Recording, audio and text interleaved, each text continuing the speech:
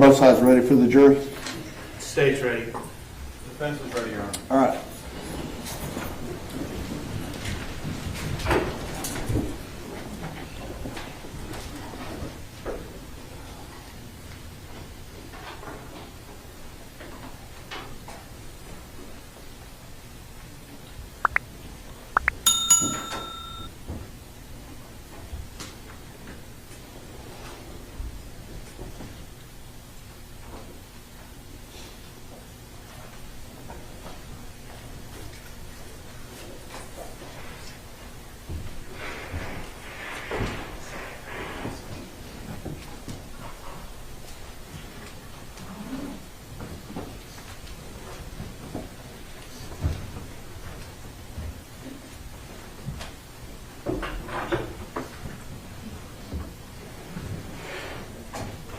Everyone may be seated. Tell Mr. Nicholson I need him.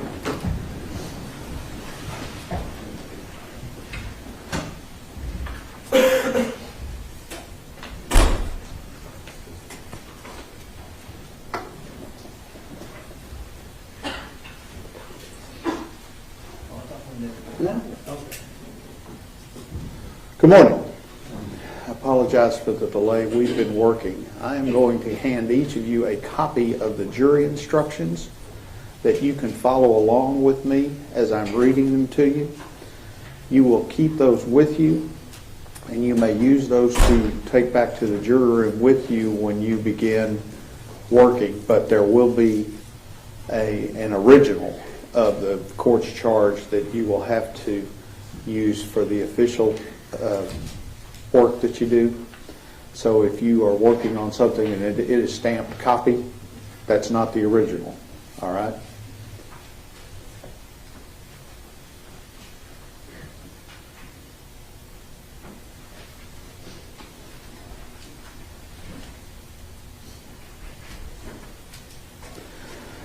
Members of the jury, in any jury trial there are in effect two judges. I am one of the judges, the other is the jury. It is my duty to preside over the trial and to decide what evidence is proper for your consideration. It is also my duty at the end of the trial to explain to you the rules of law that you must follow and apply in arriving at your verdict. First, I will give you some general instructions that apply in every case. Then I will give you some specific rules of law about this particular case. And finally, I will explain to you the procedures you should follow in your deliberation. General instructions. You as jurors are judges of the facts, but in determining what actually happened, that is, in reaching your decision as to the facts, it is your sworn duty to follow all of the rules of law as I explain them to you. You have no right to disregard or give special attention to any one instruction, or to question the wisdom or correctness of any rule I may state to you. You must not substitute or follow your own notion or opinion as to what the law is or ought to be. It is your duty to apply the law as I explain it to you, regardless of the consequences. It is also your duty to base your verdict solely upon the evidence that has been presented to you in court. All persons are presumed to be innocent, and no person may be convicted of an offense unless each element of the offense is proved beyond a reasonable doubt. The fact that a person has been arrested, confined, or indicted for, or otherwise charged with the offense gives rise to no inference of guilt at his trial. The law does not require a defendant to prove his innocence or produce any evidence at all. The presumption of innocence alone is sufficient to acquit the defendant unless the jurors are satisfied beyond a reasonable doubt of the defendant's guilt after careful and impartial consideration of all the evidence in the case. The prosecution has the burden of proving the defendant guilty, and it must do so by proving each and every element of the offense charged beyond a reasonable doubt. And if it fails to do so, you must acquit the defendant. It is not required that the prosecution prove guilt beyond all possible doubt. It is required that the prosecution's proof excludes all reasonable doubt concerning the defendant's guilt. As you determine the facts, you must consider only the evidence presented during the trial, including the sworn testimony of the witnesses and the exhibits. Remember that any statements, objections, or arguments made by the lawyers are not evidence. The function of the lawyers is to point out those things that are most significant or most helpful to their side of the case, and in so doing to call your attention to certain facts or inferences that might otherwise escape your notice. In the final analysis, however, it is your own recollection and interpretation of the evidence that controls in the case.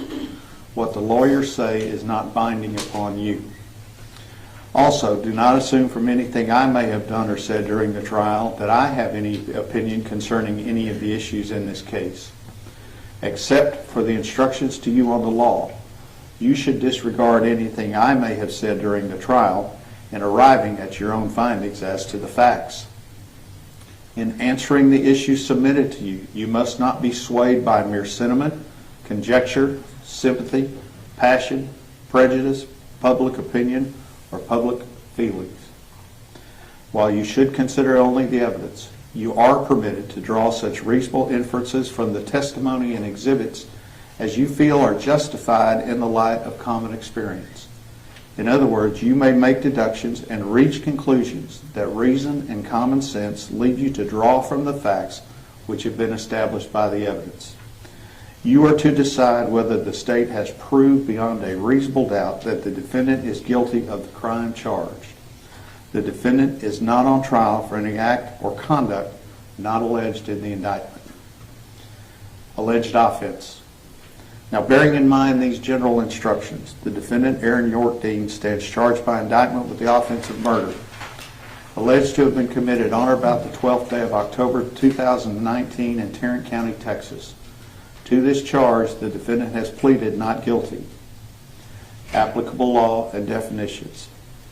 A person commits the offense of murder if he intentionally or knowingly causes the death of an individual, or if he intends to cause serious bodily injury and commits an act clearly dangerous to human life that causes the death of an individual.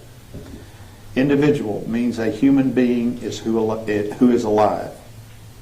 Deadly weapon means a firearm.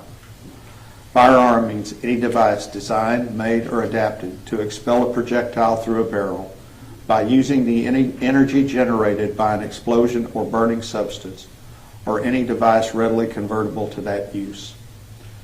Bodily injury means physical pain, illness, or any impairment of physical condition. Serious bodily injury means bodily injury that creates a substantial risk of death or that causes death, serious permanent disfigurement, or protracted loss or impairment of the function of any bodily member or organ. A person acts intentionally or with intent with respect to a result of his conduct when it is his conscious objective or desire to cause the result. A person acts knowingly or with knowledge with respect to a result of his conduct when he is aware that his conduct is reasonably certain to cause the result. You are instructed that you may consider all relevant facts and circumstances surrounding the killing, if any, and the previous relationship existing between the accused and the deceased, if any, together with all relevant facts and circumstances going to show the condition of the mind of the accused at the time of the offense, if any. Application of law to the facts. Now, if you find from the evidence that the state has proved beyond a reasonable doubt that the defendant, Aaron York Dean, on or about the 12th day of October 2019 in the county of Tarrant, state of Texas, did then and there intentionally or knowingly cause the death of an individual, Atatiana Jefferson, by shooting Atatiana Jefferson with a deadly weapon, to wit, a firearm. Or if you find from the evidence that the state has proved beyond a reasonable doubt that the defendant, Aaron York Dean, on or about the 12th day of October 2019 in the county of Tarrant, state of Texas, did then and there intentionally, with the intent to cause serious bodily injury to Atatiana Jefferson, commit an act clearly dangerous to human life, namely, shooting Atatiana Jefferson with a deadly weapon, to wit, a firearm, and thereby cause the death of Atatiana Jefferson, then you will proceed to Section 4 of these instructions to consider whether the defendant's conduct was justified.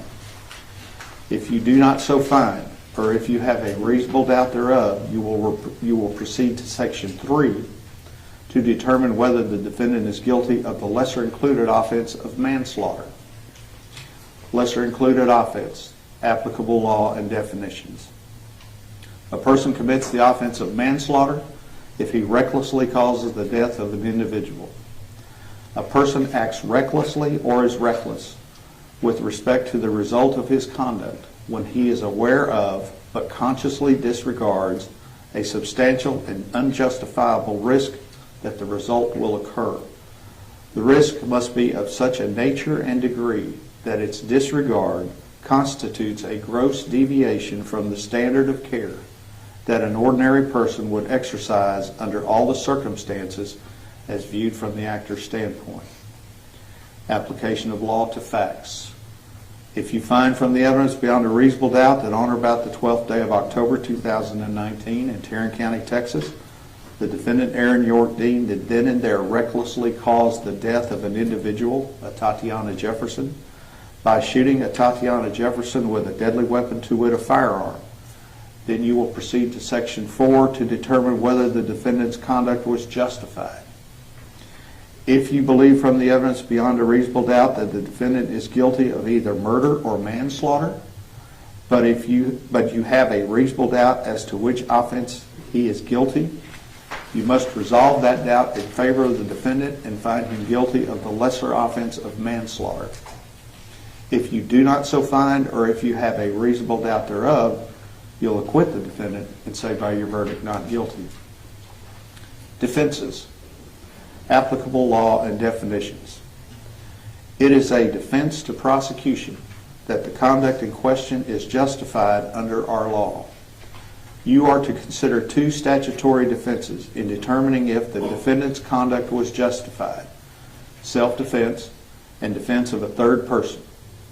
The defendant is not required to prove self-defense or defense of a third person.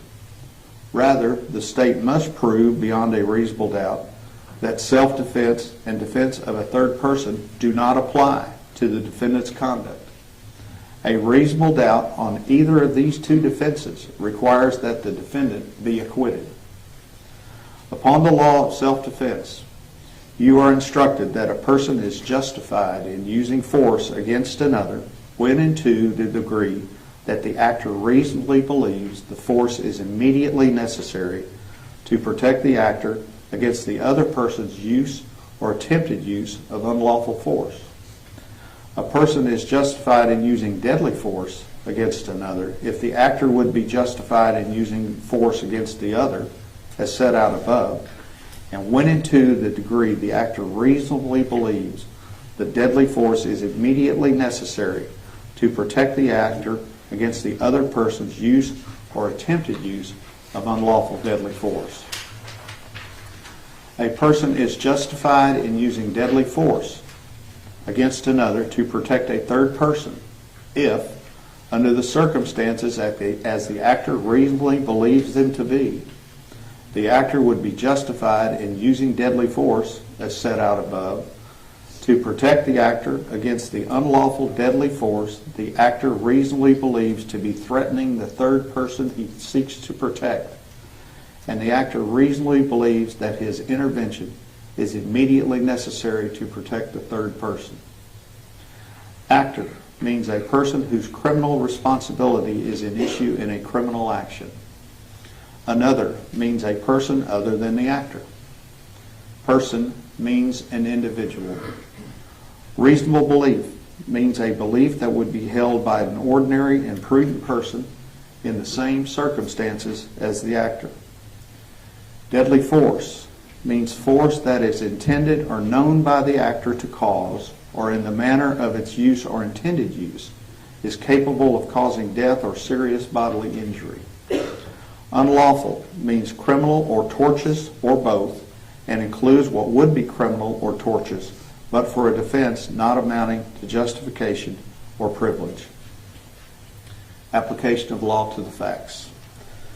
Now, if you find from the evidence, beyond a reasonable doubt, that the defendant, Aaron York Dean, on or about the 12th day of October 2019 in the County of Tarrant, State of Texas, did then and there intentionally or knowingly cause the death of an individual, Atatiana Jefferson, by shooting Atatiana Jefferson with a deadly weapon, to wit, a firearm, or that the defendant, Aaron York Dean, on or about the 12th day of October 2019 in the County of Tarrant, State of Texas, did then and there intentionally, with the intent to cause serious bodily injury to Atatiana Jefferson, commit an act clearly dangerous to human life, namely shooting Atatiana Jefferson with a deadly weapon, to wit a firearm, and thereby cause the death of Atatiana Jefferson. Or if you find from the evidence beyond a reasonable doubt that the defendant, Aaron York Dean, on or about the 12th day of October 2019 in the county of Tarrant, state of Texas, did then and there recklessly cause the death of an individual, Atatiana Jefferson, by shooting Atatiana Jefferson with a deadly weapon, to wit a firearm. But you further find from the evidence, or you have a reasonable doubt thereof, that at the time of the offense, the defendant, Aaron York Dean, used deadly force, and the defendant reasonably believed that his use of deadly force was immediately necessary to protect himself from Atatiana Jefferson's use or attempted use of unlawful deadly force, then you must acquit the defendant of murder and manslaughter and say by your verdict not guilty. Or, if you find from the evidence beyond a reasonable doubt that the defendant, Aaron York Dean, on or about the 12th day of October 2019, county of Tarrant, state of Texas, did then and there intentionally or knowingly cause the death of an individual, Atatiana Jefferson, by shooting Atatiana Jefferson with a deadly weapon, to wit a firearm, or that the defendant, Aaron York Dean, on or about the 12th day of October 2019 in the county of Tarrant, state of Texas, did then and there intentionally, with the intent to cause serious bodily injury to Atatiana Jefferson, commit an act clearly dangerous to human life, namely shooting Atatiana Jefferson with a deadly weapon, to wit a firearm, and thereby cause the death of Atatiana Jefferson. Or if you find from the evidence beyond a reasonable doubt that the defendant, Aaron York Dean, on or about the 12th day of October 2019 in the county of Tarrant, state of Texas, did then and there recklessly cause the death of an individual, Atatiana Jefferson, by shooting Atatiana Jefferson with a deadly weapon, to wit a firearm.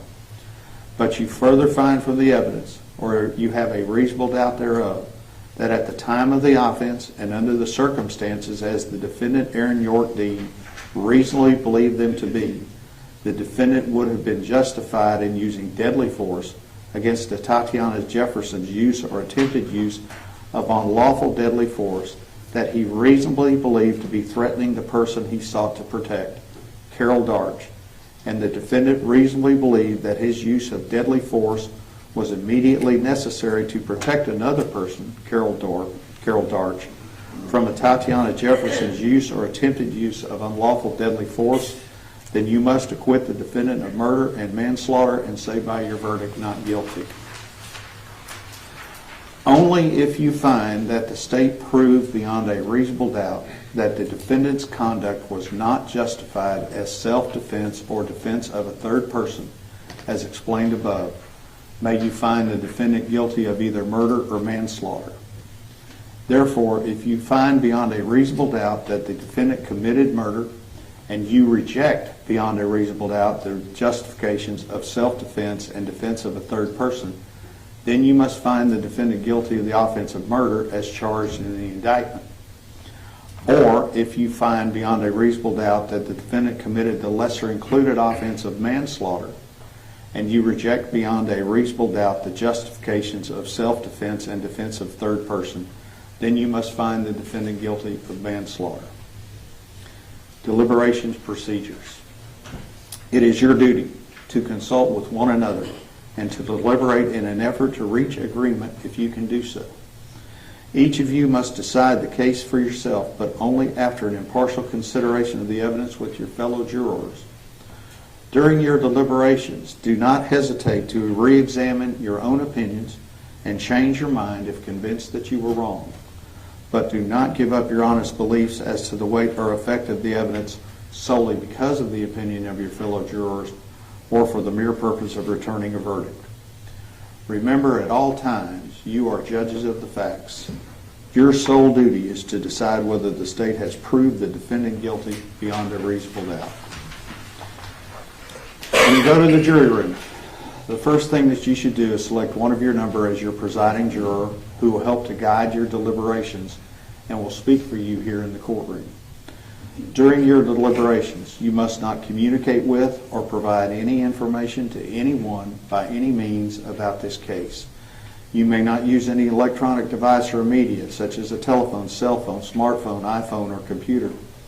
The internet, any internet service or any text or instant messaging service, or any internet chat room, blog, or website, such as Facebook, Snapchat, Instagram, YouTube, or Twitter, to communicate to anyone any information about this case or to conduct any research about this case until I accept your verdict, if any. Any verdict you render must be unanimous. If you need to communicate with me during your deliberations, the presiding juror should write the message, ring the jury call button on the wall, and give it to the bailiff. I will either reply in writing or bring you back into the court to answer your message. You are the exclusive judges of the facts proved, of the credibility of the witnesses, and the weight to be given to their testimony, but you're bound to receive the law from the court which is herein given and be governed thereby. And I have signed these instructions as judge. The last page of the instructions contains 3 verdict forms. First verdict form says, we the jury find the defendant Aaron Dean York not guilty. Or, we the jury find the defendant Aaron Dean York guilty of the offense of murder. Or, we the jury find the defendant Aaron Dean York guilty of the offense of manslaughter. If any of those are the unanimous verdict of the jury, the presiding juror should sign his or her name beneath the space in their respective verdict form. Ms. Diener. Oh, Mr. Gill.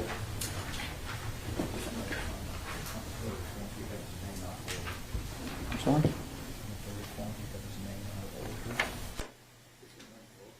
I'll change it. I'll get it changed. Ms. Diener.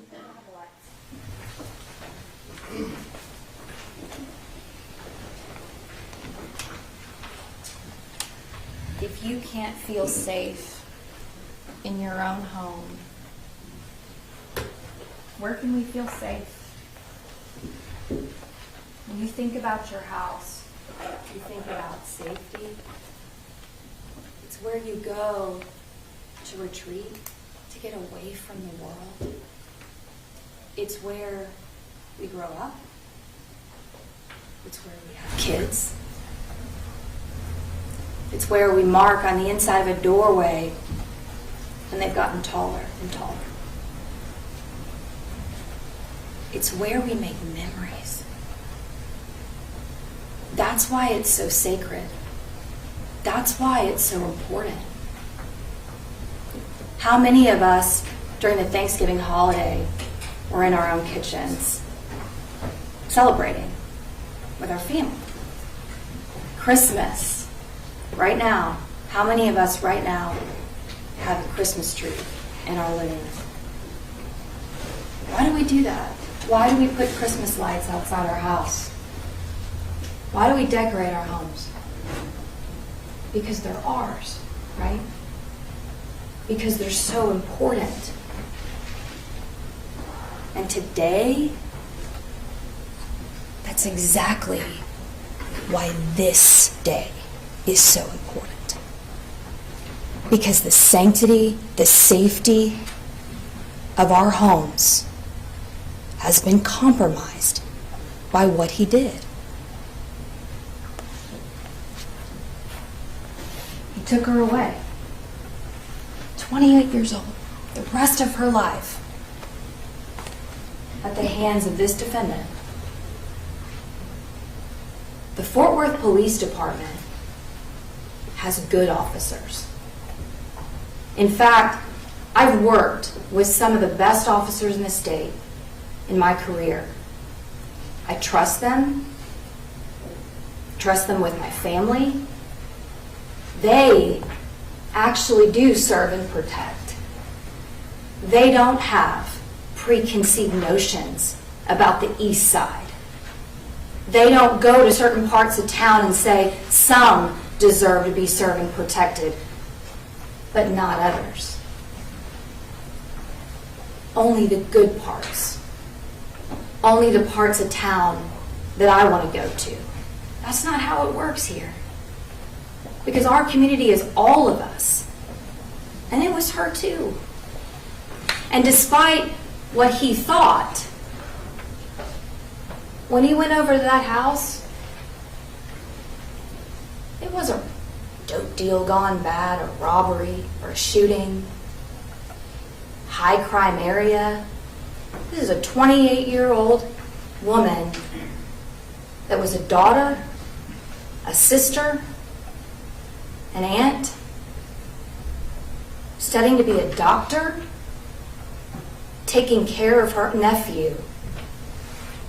Yolanda, her mom, was a good person. Zion was a good person. James Smith still lives on the east side. He's a good person. His family are good people. When you put on that badge and you put on that uniform, you say you're going to serve and protect us all. That means her too. And the Fort Worth Police Department, those officers that do serve and protect us and don't have those preconceived notions, that did a thorough investigation in this case, are ashamed that they ever called somebody like him a brother in blue.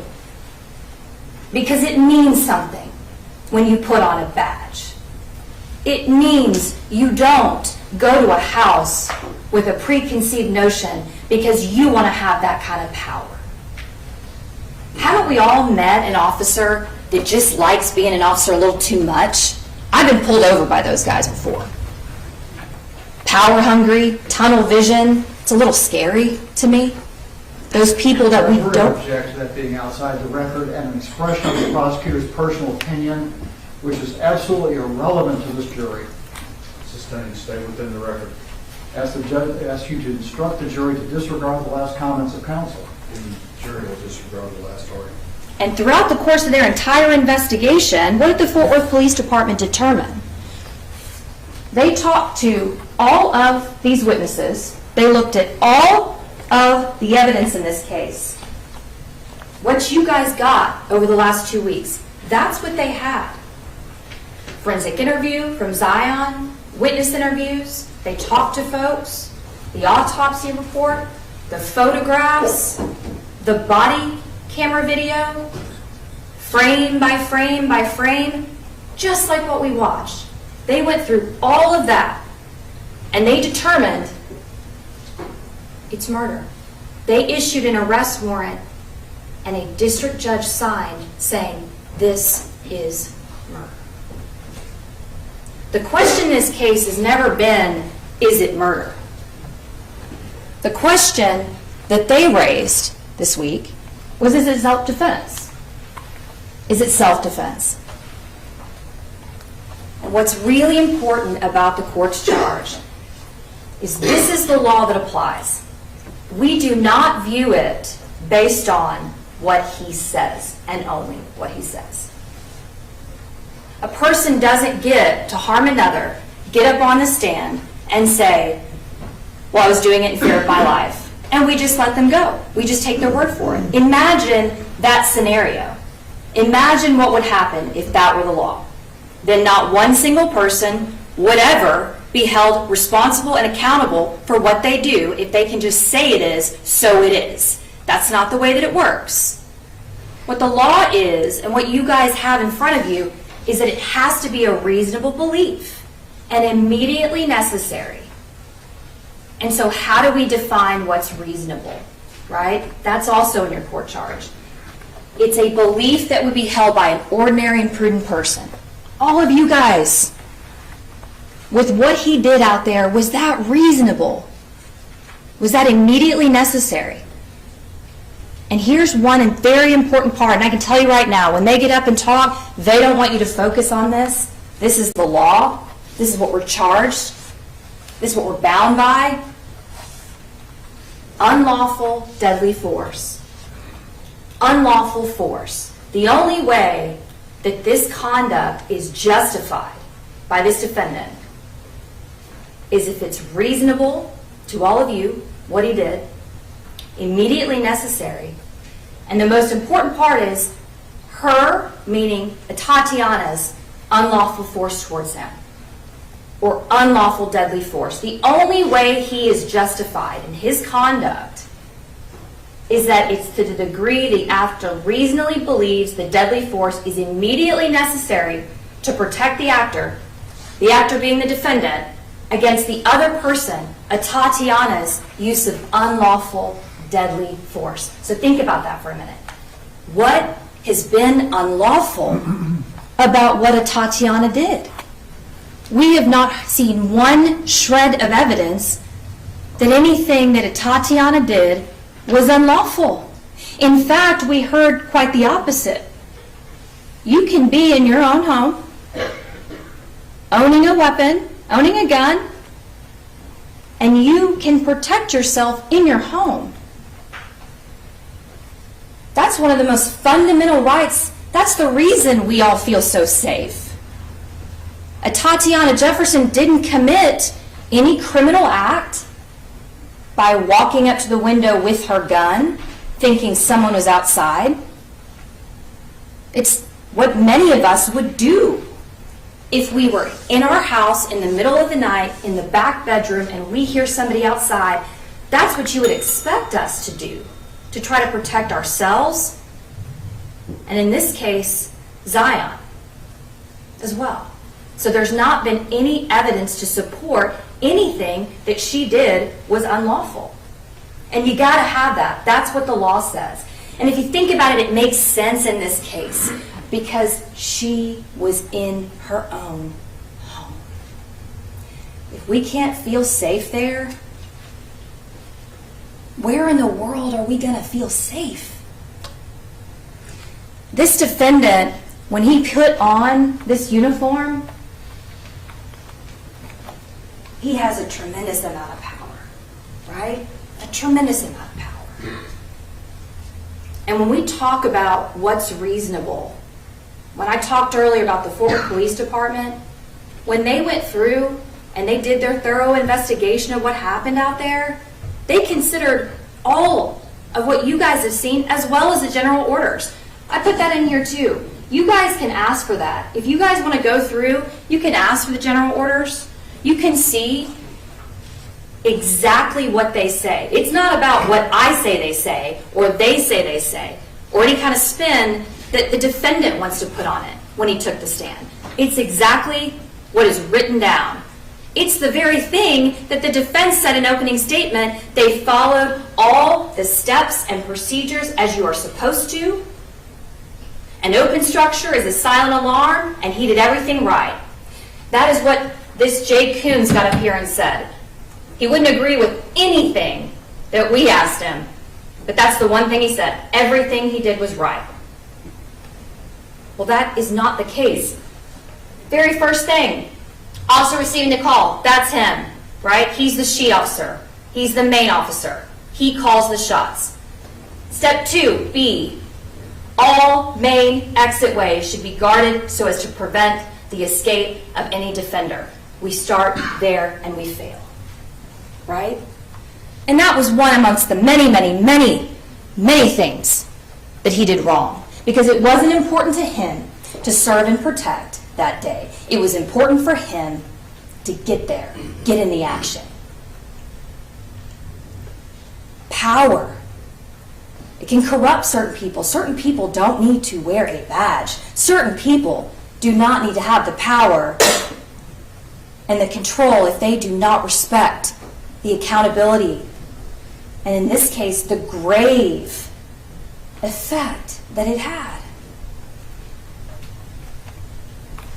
Now, you guys have the ability today, over 3.5 years, we've waited. They've waited. They've waited for this day. Everybody in this room, and all the rooms outside of this room, and everybody in this community has waited for today. Because today, you say you can't create the danger and then claim self-defense.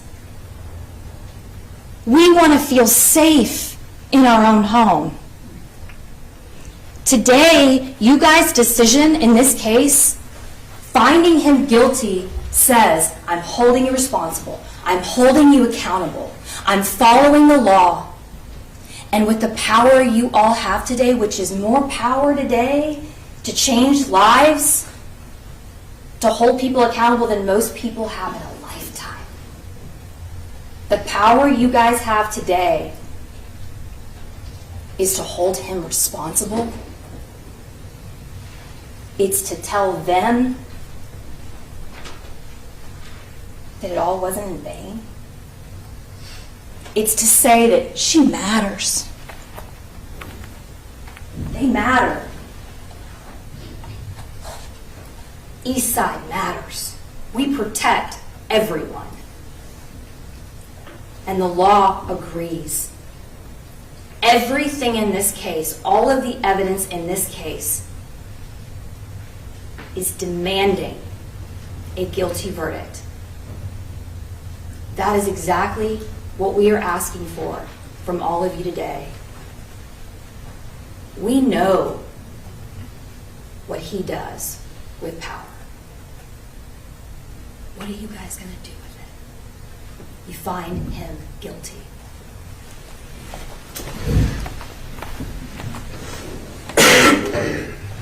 Yes.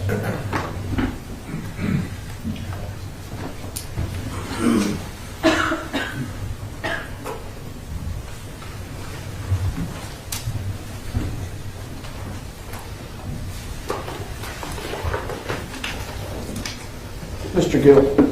Thank you, Your Honor. Morning, ladies and gentlemen. I want to first thank you for the time you've spent here the last week and a half, and all the attention you paid to this case. I mean, it's obvious to me, sitting over here on the other side of the courtroom, that you all take this case very seriously. You paid very close attention. You took a lot of notes. You're very involved in this case, and we appreciate it. Well, thank you for your service. On my behalf, co-counsel Miles, on behalf of Aaron, on behalf of his family. Well, thank you. Thank you for being here. Thank you for your service. And I can tell you that it is a very humbling experience to stand up in front of you when you're about to judge my client and have a few minutes to address you and point out to you what I think is important about this case. And the first thing that's important about the case is this jury charge. And if the judge sets out the law that you'll follow during your deliberation. And one thing that the court's charge doesn't point out, that it's very obvious from everything we've heard in this courtroom this week, is this whole thing is a tragedy. And I'm not going to stand up in front of you and tell you it's not, because it is. It's a tragedy. There's a tragedy on October 12th. There was a tragedy on October 13th. And it's been a tragedy every day since then, and it will continue to be one. But a tragedy doesn't always equal a crime. It doesn't always equal a law violation. Because as the judge points out to you in this charge, and as the state pointed out to you during their opening argument, Atatiana Jefferson had the right to the sanctity of her home. She had the right to protect Zion. The prosecutor called it a fundamental right, even a sacred right. You know what that right is? That's the right of self-defense. And it's the right of defense of a third person, as the judge explains it to you in this charge. And those are fundamental and sacred rights that we have as citizens of the state of Texas. And the judge explains to you that Aaron Dean, as a citizen of the state of Texas, has a right to self-defense. He has a right to defend himself. He has the right to defend a third person, Carol Darch. He has those rights. And the rights we have as citizens, the right to protect ourselves, the right to protect in our home, Atatiana Jefferson's rights the night of October 12th of 2019, she had those rights up until the point she pointed a firearm at a Fort Worth police officer. Because we never, under the law ever have the right to point a firearm at a uniformed police officer. The rights stop there. Because that conduct is a first-degree felony under the laws of the state of Texas. And it's a crime, and it's an unlawful act.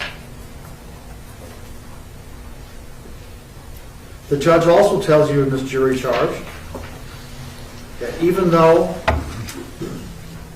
Aaron has been arrested for this and charged and indicted, that is not any evidence of his guilt. That the standards for arresting someone and charging someone are very low. The standard of proof of beyond a reasonable doubt is the highest standard we have under our law. It doesn't take much to arrest or charge someone, but it takes a lot of evidence to convict someone, and that's the way our law ought to be. That's been our law from day one when this country was founded. When we passed a Constitution and a Bill of Rights, that's been our law. And it's been the law ever since, and it's the law today. So not only does the state have to convict a person of a crime beyond a reasonable doubt, you heard from this jury charge that the state has to remove all doubt in your mind as to whether or not this was self-defense or defense of a third person. When the judge includes that in a jury charge, it's the state's burden beyond a reasonable doubt to disprove it. The state, in this case, has to prove beyond any and all reasonable doubt that Aaron Dean was not lawfully defending himself or lawfully defending Carol Darch. The judge also tells you in this jury charge that in answering the issues submitted to you, you must not be swayed by mere sentiment, conjecture, sympathy, passion, prejudice, prejudgment, public opinion, or public feelings. It's not your job as members of this community to see that one thing or another happens in this case. It's your decision as jurors based upon the law that the judge gives to you and the evidence that you've heard from that witness stand. Because no one else in this community other than you has heard what you have heard from this witness stand. You are the people that the community has placed in this position of trust. And you are the people that have taken an oath to follow the law of the state of Texas, which is given to you by Judge Gallagher in this jury charge. You are the ones that during the jury selection process of this case said that you could follow the law as Judge Gallagher gives it to you, as it's contained here. During jury selection, you had the right to tell us how you feel about things. That's what you told us. Now, by your oath, you are bound to follow the law.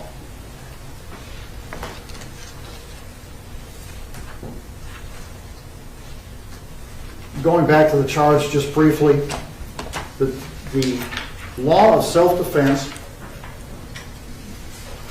is set out starting on page 7. And the judge clearly instructs you that it's a justification or a defense under the law to be defending yourself or defending a third person. Halfway down the page, a reasonable doubt on either of these two defenses requires that the defendant be acquitted, found not guilty. A person is justified in using deadly force against another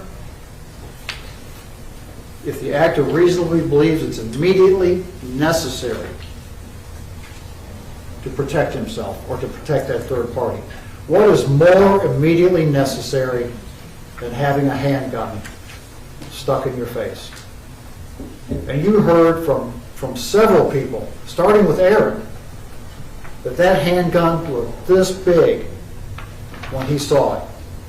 And then it was explained to you by Dr. Coons and even by the state's expert, Mr. Priest, that that's called tunnel vision. That the officer's view comes down to 2 or 3 degrees and they focus on that weapon as a robbery victim would. And you've all heard it described in the news, the robbery victim described the weapon as being as big as I'm going to judge on it. That's football. outside the scope of evidence.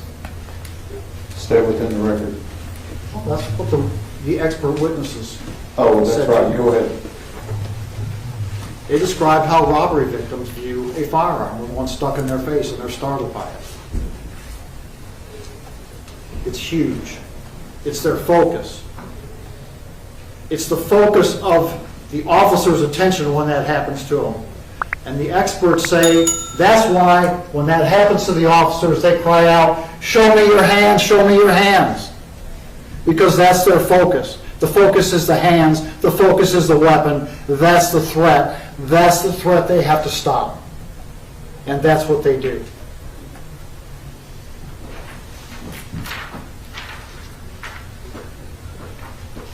The application of the law to the facts, page 9, the judge first instructs you on the application of the law of self-defense to the facts of the case and tells you if you have a reasonable doubt or if you believe it was self-defense, you find Aaron not guilty. And then there's an or, and then the judge instructs you on the law of defense of a third person. And if you believe that Aaron was legitimately defending a third person, reasonably defending a third person, or if you have a reasonable doubt about whether he was doing such, then you ought to acquit Aaron. And you don't have to agree if it was self-defense or defense of a third person. You just have to agree, you just have to decide in your mind that he reasonably believed he was doing one of those two things. And they happened at the same time. It was the same threat that was threatening both of the officers. It was the same threat that Aaron perceived that he had to act against.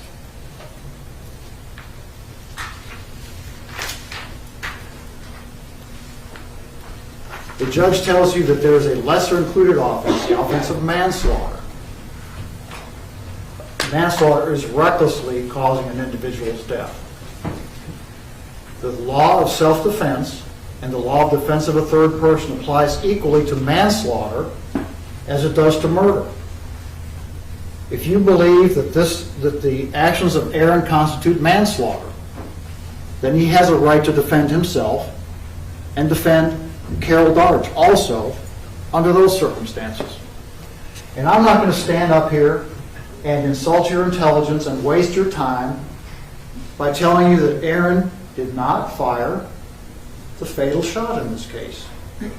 He did that. He took this witness stand and took an oath, even though he didn't have to, even though the judge would have instructed you to not consider his not testifying for any reason, even though he knew he had to come up here and face cross-examination by experienced prosecutors. He took the witness stand because he wanted you to hear everything. And he told you what happened. And then he was cross-examined. And he told you again what happened. And we know that what Aaron said is correct and truthful because it was the same thing that was said by the other two eyewitnesses to what happened out there that day. We can't really discuss what Aaron told you about what happened without discussing what Zion Carr told you what happened. And remember the circumstances of how Zion Carr testified? He was the state's first witness. And he took this witness stand right over here and took the same oath that everybody else agrees to take. And he answered questions from the state of Texas. And then he answered questions on cross-examination, like any other witness would have to do. And Zion Carr's testimony took a real different turn from the truth during his testimony. Now, Zion's a good kid. You can tell from looking at him. He's a good kid. He came in here. He was well-spoken. He was intelligent.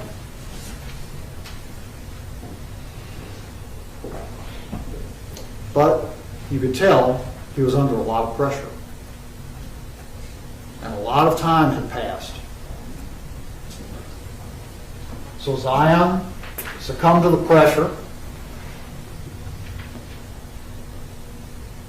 and testified differently from the truth.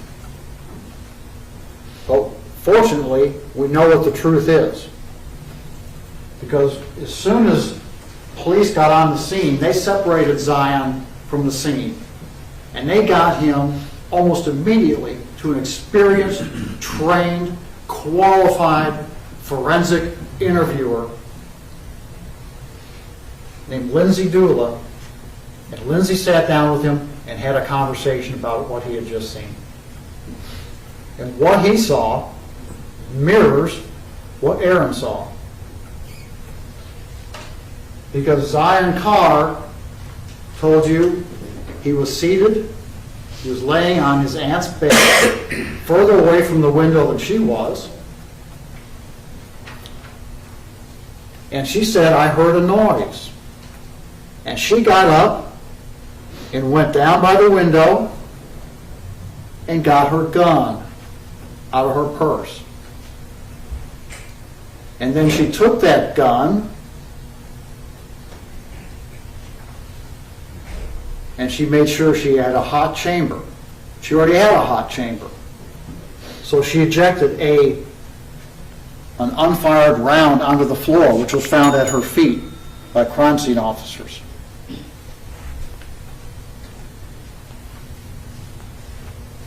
And then she took her gun, and Zion explained to you that she pointed it at the window. And we know from Aaron's testimony and from Officer Darch's testimony that Aaron Dean was on the other side of that window in full police uniform, having been dispatched there by his department. And Zion Carr said, I thought I saw a badge. And Zion Carr said, the officer told her to put your hands up, show me your hands. And she didn't do that. And that's when the officer shot her.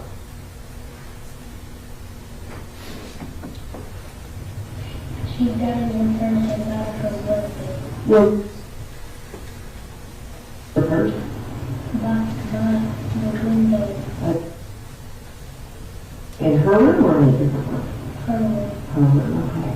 You said she got her weapon. Tell me about her weapon. It was a gun, and she went and gave the body, shot her, and gave her the gun and she was crying. You said she got her gun and she pointed. Did you see her point the gun? Where was she pointing the gun? At the window. Do you see anything through the window? Yeah. Tell me what you saw. I saw the gun out the window, and I thought I saw a bag. You think you saw a gun and maybe a badge, and then you saw one flashlight outside the window? Okay. Could you hear anything when you saw the flashlight? Yeah. Tell me what you heard. He said, put your hands up. Did you hear anything different than put your hands up? He put your hands and gave her, put your hands up now. So put your hands up and you heard, put your hands up now. And then what happened? And then she did it too. And then they shot her. Did, Because she was the state. did they block the suspect? And then the police came in that front door. They came to the front door. The lady on the police told me to come downstairs. I don't know what to do. She said, I'm not ready. And I said, well, I'm going to lift you. She was she has told the other witnesses from the case. I'm not sure. She said yes. Look.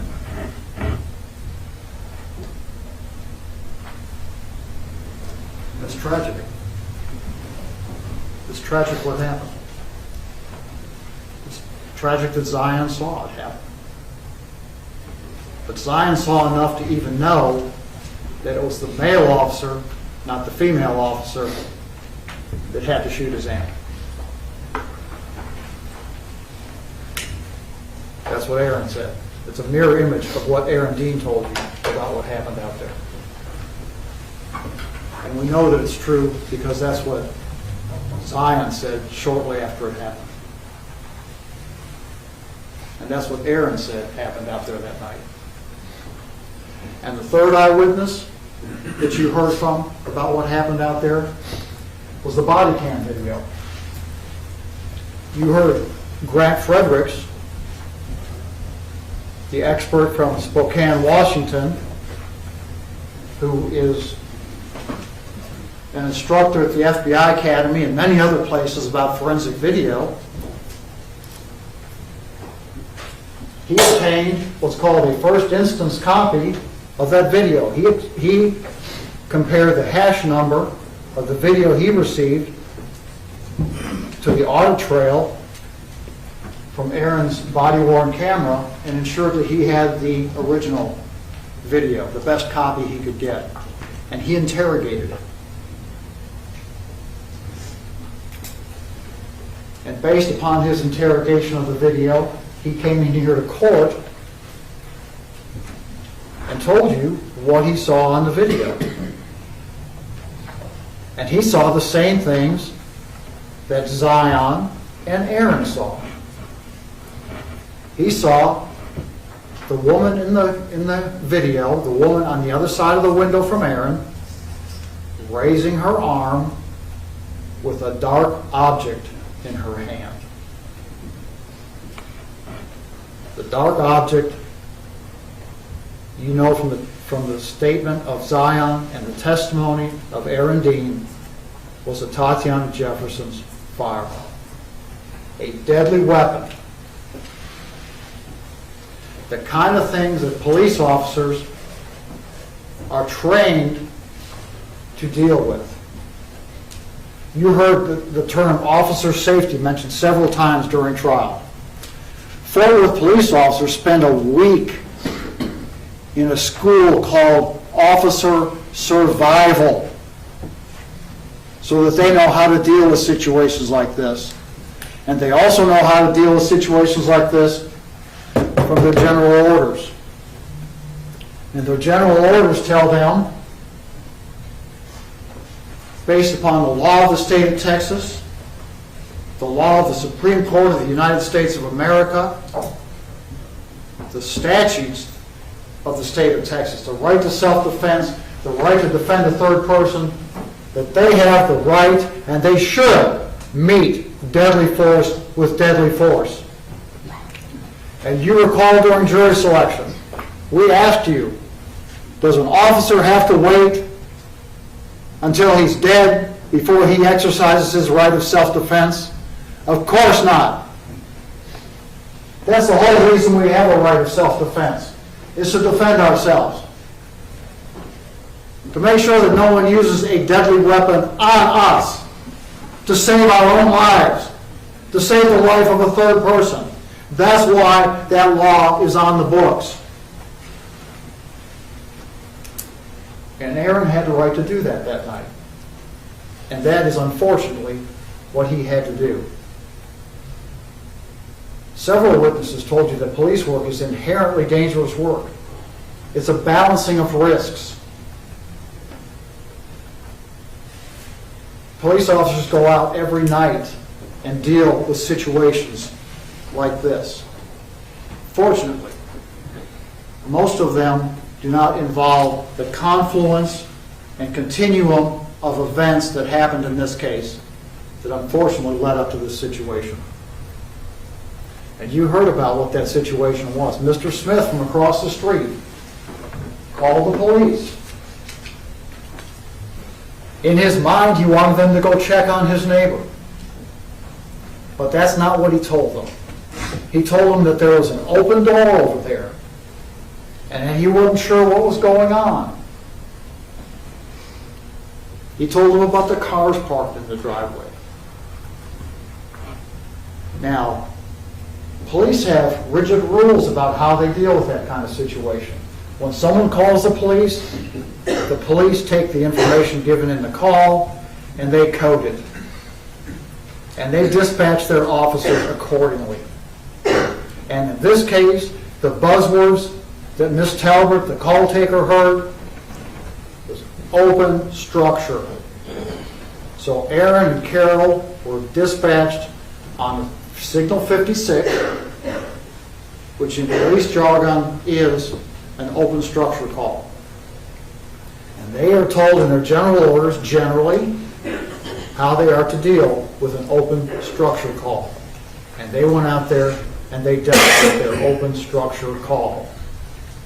And you know from your experience as a citizen, that when police officers are called out on a call, they do what's necessary to do a proper investigation. And their proper investigation in dealing with an open door, an open structure, a silent alarm, whatever it might be, is they go check the structure. And checking the structure requires them to get on the property and have a look at it. And that's what Aaron and Carol did that night. Unfortunately, they did not get a chance to complete their investigation.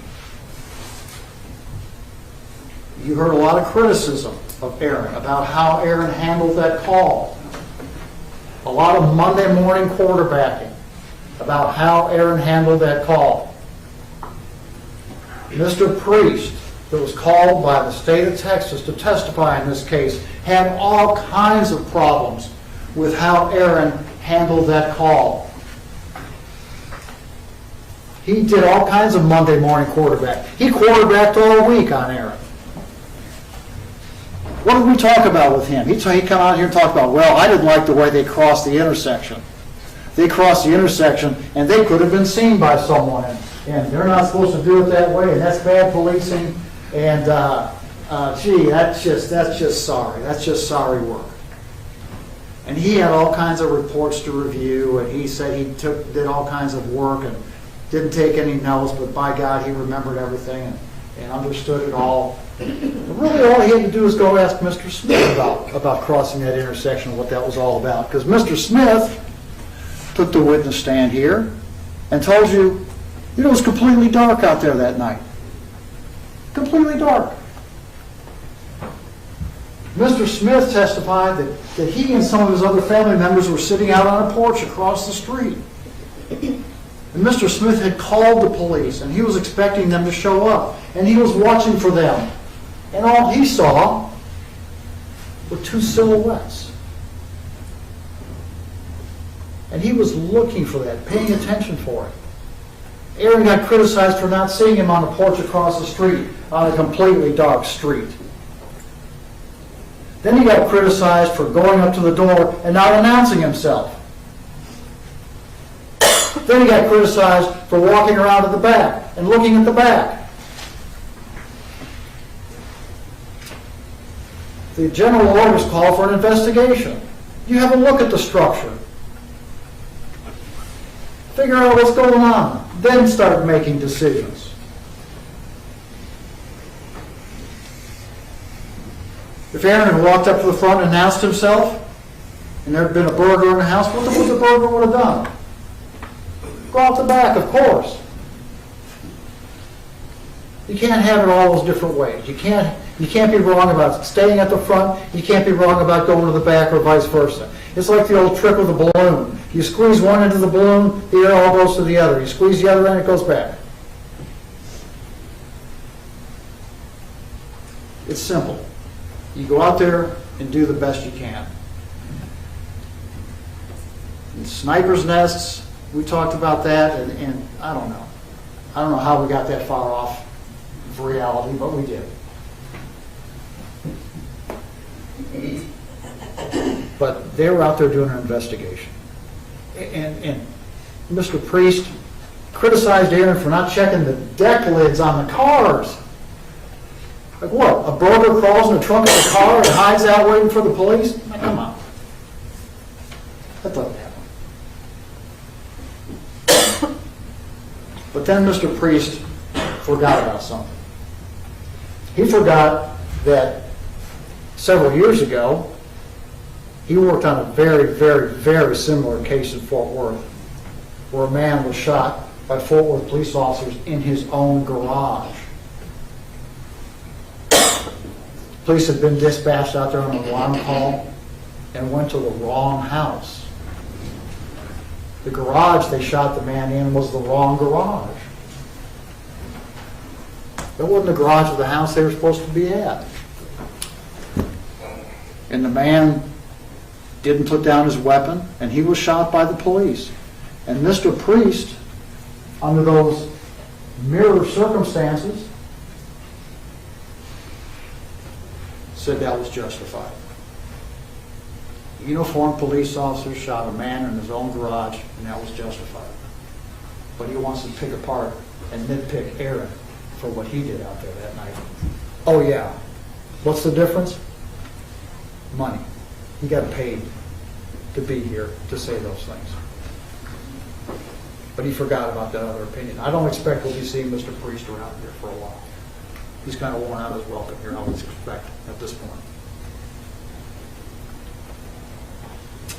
But he also told you after that police work's inherently dangerous.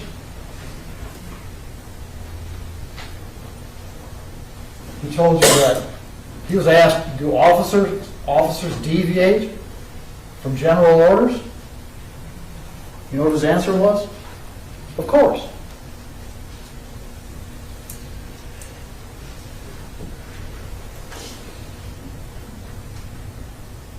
He also agreed you don't have to necessarily announce yourself at a silent alarm. Things changed after he was confronted with his inconsistent opinion on another very similar case. Sometimes, when officers usually use deadly force, they say nothing. Because there's no requirement under the law before you exercise your right of self-defense that you say anything or do anything else other than exercise your right. And officers have to make those split-second decisions. And they have to decide like that if they're being threatened sufficiently to exercise their right of deadly force or their right to defend a third person. And that's how fast this case went. Mr. Priest had all kinds of problems with how Aaron handled that call, but in the final analysis, when Miles asked him about the actual event of firing the shot, he didn't differ with what Grant Fredericks had said about the timeline and about the right of self-defense. The only thing he wanted to quibble about was he didn't have any evidence to back up that there was a firearm there. But he hadn't apparently reviewed the recording of Zion and hadn't paid much attention to the testimony of Aaron Dean because there was a firearm present. Those three eyewitnesses agreed on that. The firearm was pointed at Aaron Dean. A firearm is a deadly weapon. A firearm is the kind of thing that we're allowed to use deadly force to defend ourselves against.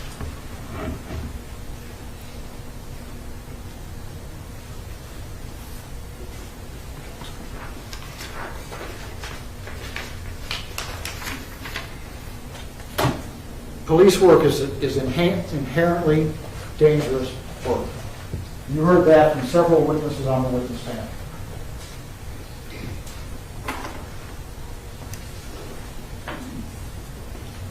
Pointing a gun, a firearm, at another human being is an aggressive, provocative act. And it's an aggressive, provocative act that draws a response of self-defense and defense of the third person. Aaron's actions that evening were justified under the law of the state of Texas. Aaron was a police officer in full uniform. You saw the photographs of him. He had Fort Worth PD, FWPD across his watch cap. He had distinctive patches on both shoulders. He was wearing a badge on his chest, a distinctive uniform. And when he's wearing a distinctive uniform like that, when any officer is, they have a right,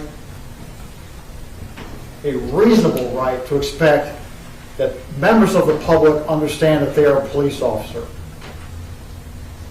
and that they are protected from aggressive, violent, provocative acts of other citizens. They have enough to worry about out there on their job.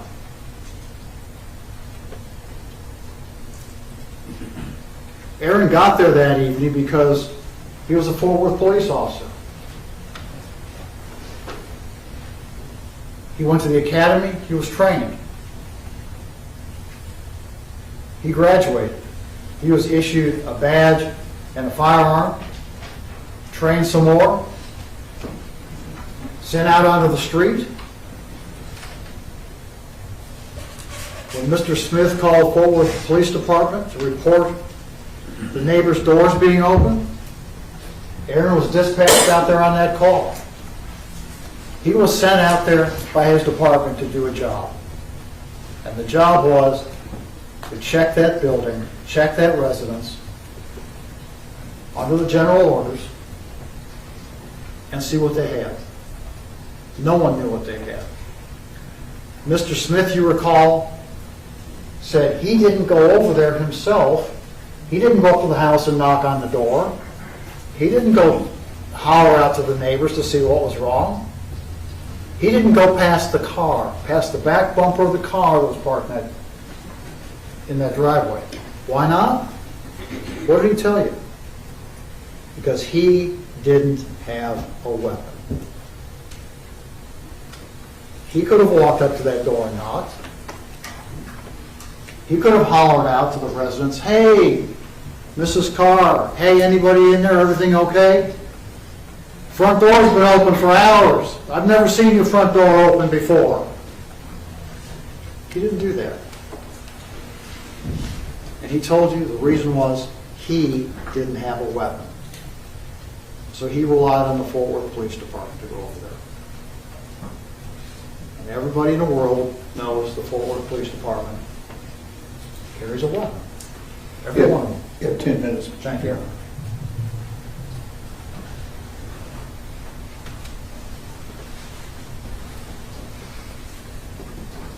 You know from what you heard from the Tarrant County Medical Examiner's Office, Dr. I can't remember if it's Fries or Fries, but it's F-R-I-E-S. He told you that Ms. Jefferson had glass stippling, pseudo-stippling on her face. She had a gunshot wound in her upper chest area, a fatal gunshot wound that he said would have killed her if she'd been shot like that in a level 1 trauma center. No one was going to be able to save her out there in that house. That's a tragic fact, but it's a fact. So when Aaron's criticized for running in too fast and not clearing the rooms to get to her, but then yet at the same time criticized for not getting to her quickly enough to render medical aid, that medical aid, unfortunately, would not have mattered that night. But we also heard from Dr. Fries, that Miss Jefferson, relative to where the shot came from, was in a slightly bladed stance, with her right turned slightly to her right. And if the shot went from up to down, left to right, went in up here, came out down here. Didn't come out, but lodged down in her lower back on her right side. After he corrected, saw that there was an error in his autopsy report. Because that's how she was situated when she was shot.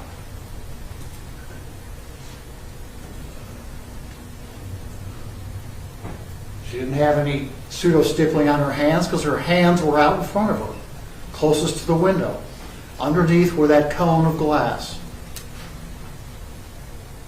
entered the room.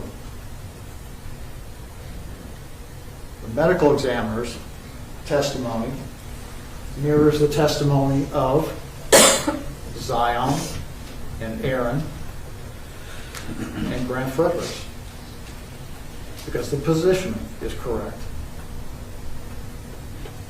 It all fits together, ladies and gentlemen. It all fits together. And from Aaron's standpoint, which is how you are to judge his reasonableness that evening, he saw a firearm pointed at him, and based upon his training, he reacted. He reacted tragically, but he reacted correctly under the law. The state cannot prove to you beyond a reasonable doubt that this was not self-defense. They cannot prove to you beyond a reasonable doubt it was not defense of a third person, because it was. He reasonably believed that his actions, his deadly force, was immediately necessary to counter her use of unlawful deadly force, because it is always against the law to point a handgun at a uniformed police officer. And that's what happened here. It's tragic, but it's not an offense under the laws of the state of Texas. The jury charge contains verdict forms at the end. The proper jury verdict form for your use is the top one, where it says, "We, the jury, find the defendant, Aaron York Dean, not guilty." He's not guilty because he validly exercised his right of self-defense on that occasion. And he validly and reasonably exercised his right to defend a third person, that being Carol Darch, who he had every reason to believe, based upon training and experience, was going to be right behind him where her training told her she needed to be. And she was. And she was in the line of fire, just the same as Aaron Dean was.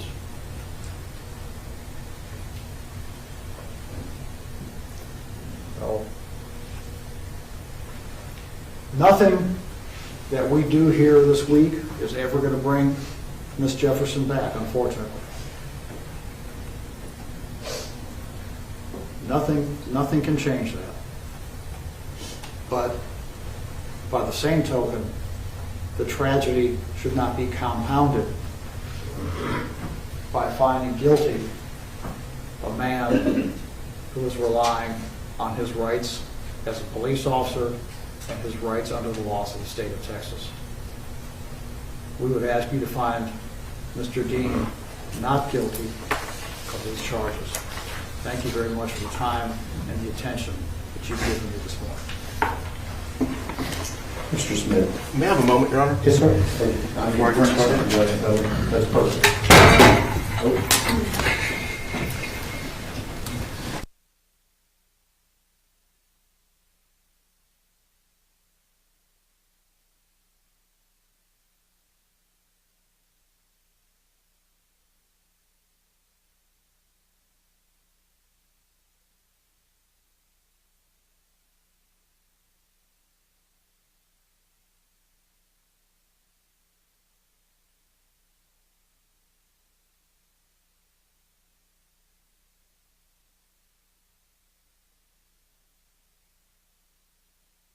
Police Court, Yes, sir. defense counsels, ladies and gentlemen of the jury. I guess it's inherently dangerous to sit in your own bedroom, in your own home, in the middle of the night, while you're babysitting your 8-year-old nephew. Because she's the one that's dead, not the defendant.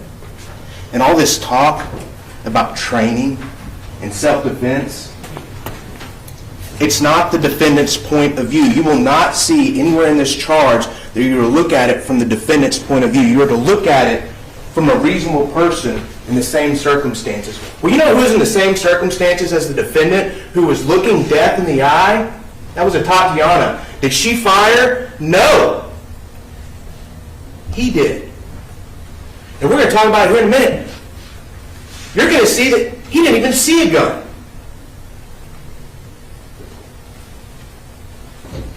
But let's talk about how we got there on October 12th, 2019. Because let me tell you, the one person that had no input on any choices that night was Atatiana Jefferson. Not one choice as things unfolded. Because on October 12th, 2019, when the defendant was called to her house, he was the one making choices. When he approached that front door, he could have knocked and Atatiana would still be alive. When he approached that front door, he could have said, "Fort Worth Police," and Atatiana would still be alive. The general orders are here for a reason. They're here to guide these officers so they get home safely and the citizens of Tarrant County of Fort Worth are protected and served. Atatiana Jefferson was not protected or served on October 12th, 2019. The defendant's own words. They want to argue about Dr. Priest, or Mr. Priest or Dr. Coons. Dr. Coons couldn't answer a question. If I would have asked him if the sky was blue, he would have said, maybe, perhaps, there are other factors. The man couldn't answer one straight question. What does that say about his credibility? The defense's witness wouldn't even answer one question after he saw the defendant time and time again sitting in that seat, look at you under oath and say, that was some bad police work. That was some bad police work. Dr. Coons watched him admit bad police work over and over again, then stood up here and told you he did everything great. The defendant knew he didn't do everything the right way. And when you look at the general orders for silent alarms, because that's what you can look at, it's in the exhibits. It says, if you see signs of damaged entry, you shall call for backup.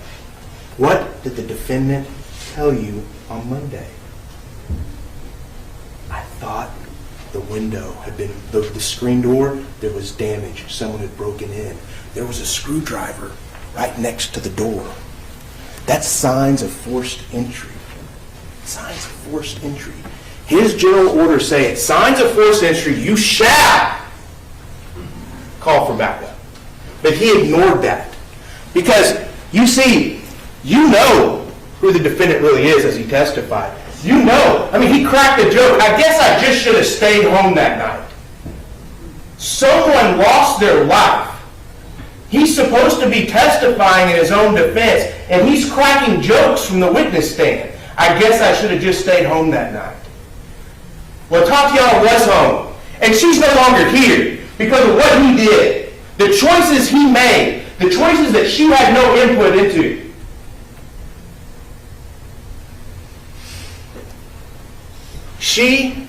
The defendant, did not call for backup when he saw that second screen door, even though it was in his general orders to do it, shall do it. So he kept going, because that's who he is. Gung-ho, hard charger. Ignoring his own safety, ignoring Officer Darch's safety, he leads her into that backyard. And I guess Dr. Coons says, if you don't want the police in your backyard, you better lock your gate. All of Fort Worth better go lock your gates right now, or I guess the police can just go in your backyard whenever they want to. Or was that as ridiculous to y'all as it was to me? We have a reasonable expectation of privacy in our homes, just like Ashley talked about. Just like you know, home is where you feel safest. Home is where you know you can protect your family. Home is where you know you can care for your nephew while your mother's in the hospital. But the defendant didn't care about any of that. He was going to get in that backyard. Regardless of that front entryway being completely open, anyone that was in that house could have taken off running. Anyone in that house could have come back around and shot him in the back. He wouldn't have known it because he didn't care. He didn't care about the general orders. He doesn't care about who's in that house. He's a hard charger. He is gung-ho. He was going to get in that backyard. And Atatiana's sitting there playing video games, watching Zion, knowing that this defendant is making life-ending decisions, and she can't do anything about it because she has no idea.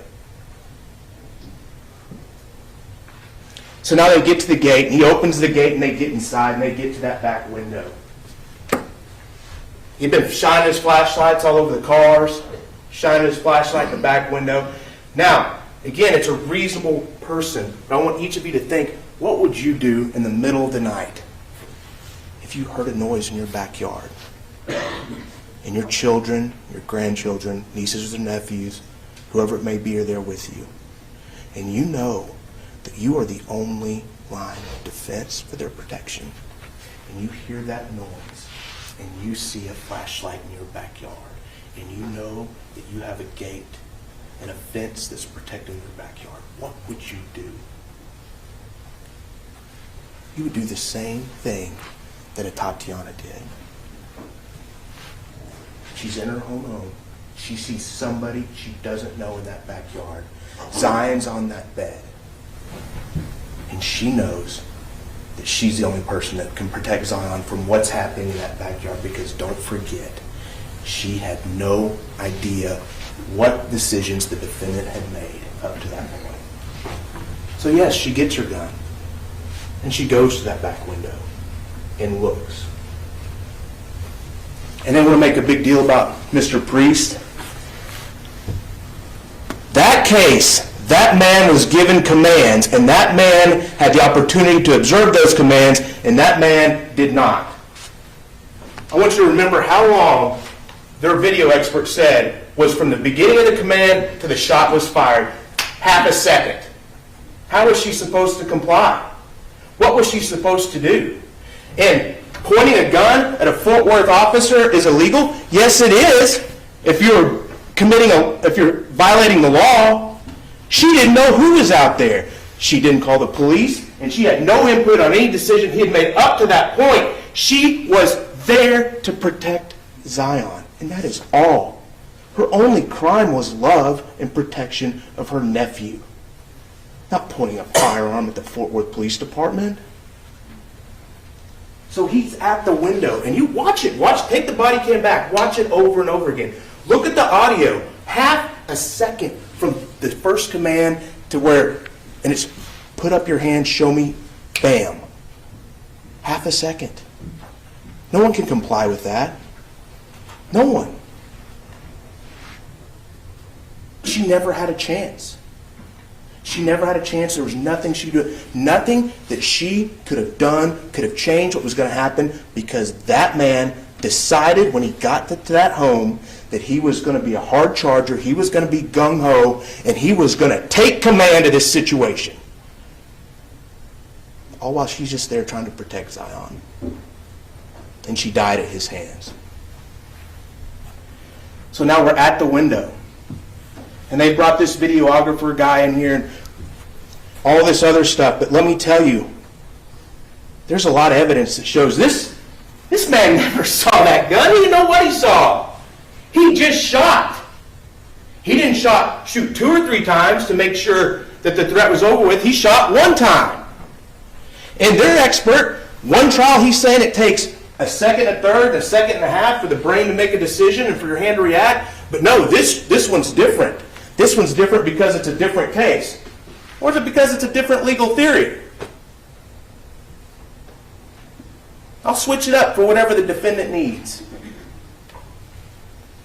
But regardless of that, you know that she didn't have that gun up, because I want you to remember As the defense attorney questioned Dr. Freeze, we talked about the cone of glass. Now, I'm laying out here State's Exhibit 38, 39, 40, 41, 42, 43, 71, 72, 73, 74, and 75. Those are her hands, folks. When the defense attorney gave his argument just a minute ago, he held his hands up like this. If her hands were in front of her face, they would have been hit with glass. They would have been hit with glass, and you would have saw the same injuries on her hands and forearms as you would have saw on her face. They're not there. You know why? Because the gun was down. Because she didn't know what she was looking at. The defendant testified she was bent over almost perpendicular to the ground. And then the videographer said she's up straight. Well, she couldn't have been up straight if the bullet enters here, like the defense attorney just said, and is found down lower just past her right kidney in the back. She was bent over. And Zion testified the gun was in her right hand. Use your common sense. You didn't lose it whenever you walked to those metal detectors. How must she have been standing? She's standing like this. If she would have had the gun up like this, she would have had glass. If she had the gun in her hand, it was down. He didn't know what he saw. And where's the green laser you were promised last week in opening statements from defense attorneys? I want you to remember, the defense attorney stood up, looked you in the eye, and said, you will hear testimony that that green laser hit his chest. Now, one person from the witness stand, including the defendant, was able to tell you under oath that that green light hit his chest. You know why? Because he didn't see it. So why did they tell you that in opening statement? Ask yourself, why? I think you know. But then, remember what we talked about in jury selection? You can infer things from people's actions. So now, let's take a look at what happened after he pulled that trigger. Because I tell you, what he did after he pulled that trigger shows you, beyond a reasonable doubt, that he committed murder and that he didn't see that gun. He didn't know what he saw. He saw a silhouette. Line of argument, because the jury's job is to view this case from the standpoint, according to the charge, of a reasonable and prudent person at the time, not in hindsight. The jury has been instructed, your objection's overruled. He didn't know what he saw.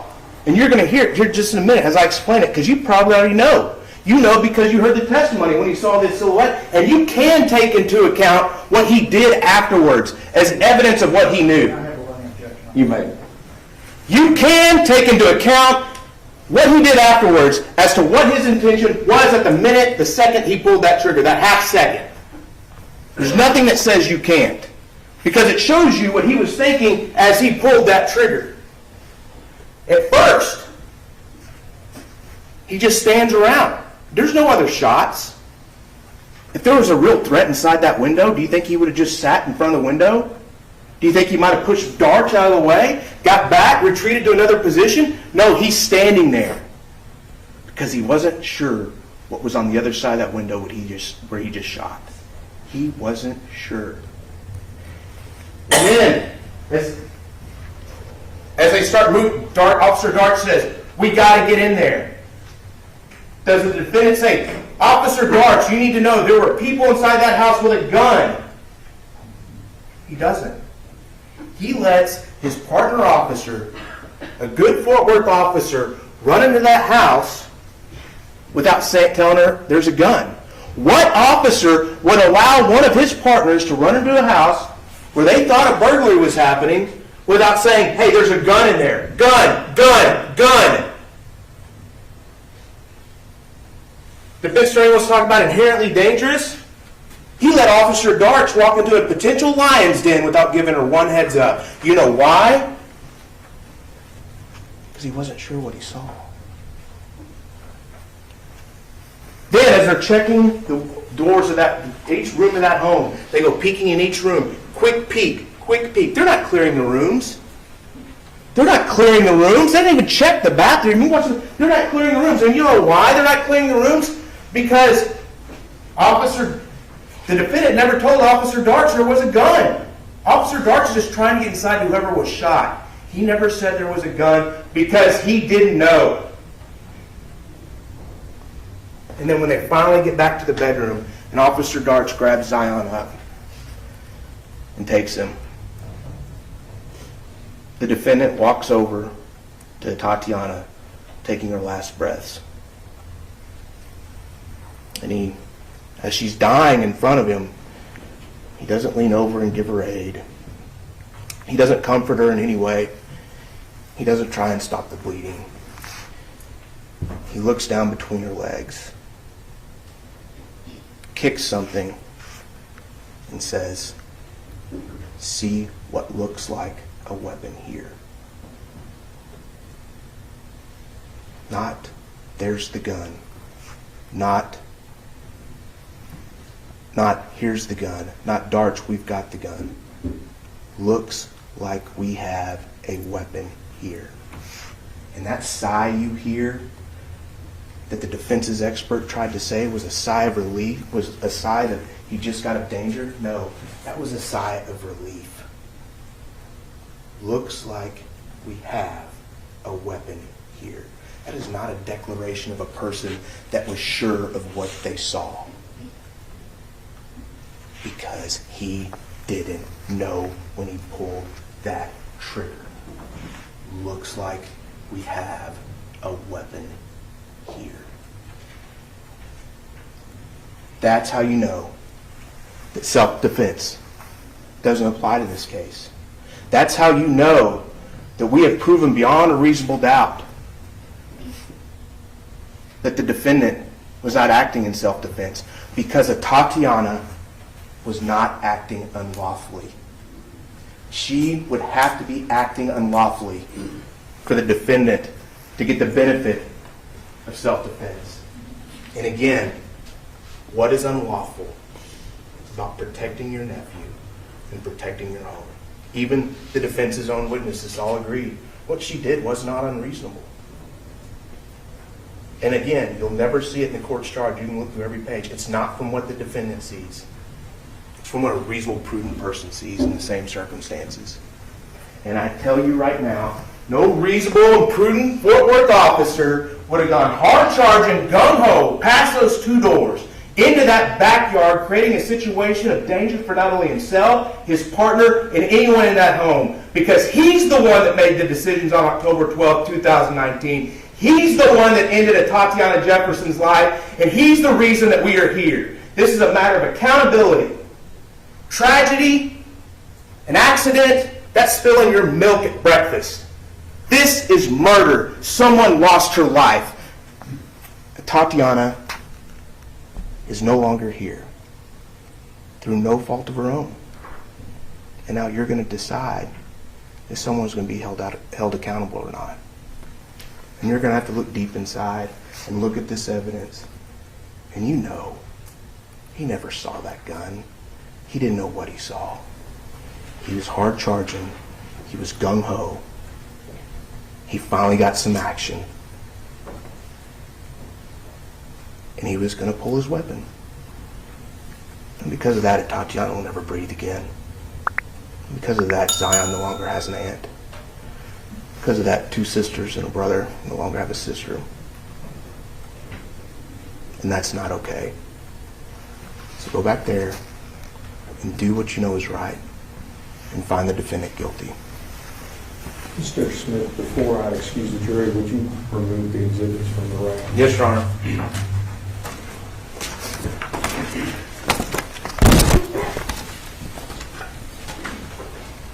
Thank you.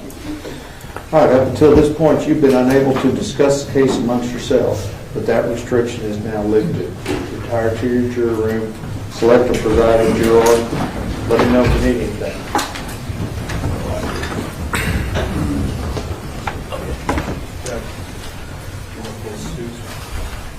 Twelve and two. Yeah, yes.